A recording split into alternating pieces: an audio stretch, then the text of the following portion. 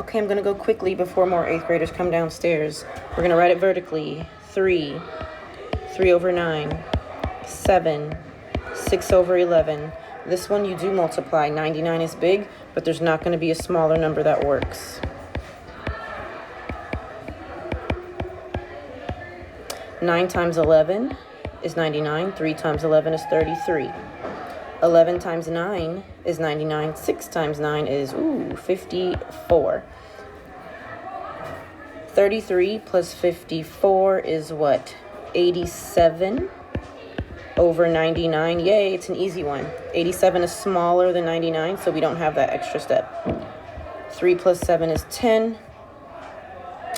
So final answer is 10 and 87 over 99. You may have noticed that you can reduce this fraction, and I think it is just by 3. So 3 goes into 8 twice with 2 left over, and then you get 3 into 27 is 9. And then 3 goes into 99 33 times. So you could have 10 and 87 over 99 or 10 and 29 over 33. Both will be correct on the exit ticket. Last problem. Step 1, vertically. 4, 8/10, 5, 2, 6. 60 is a big number.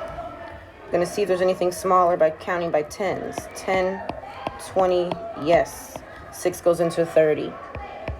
Set up my multiplication problem with my new denominator.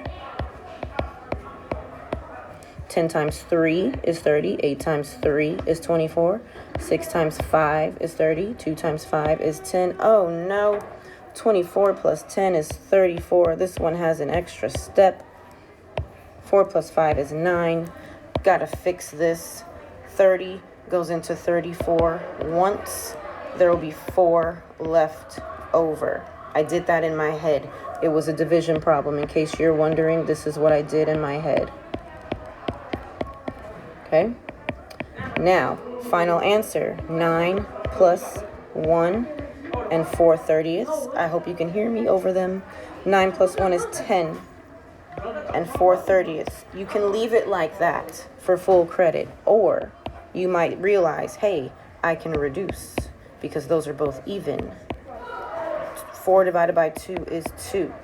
30 divided by 2 is 15.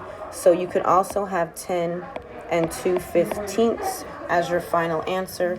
They would both be correct. For your exit ticket, you're going to show work on paper and then put your final answers into the Google form. Take your time.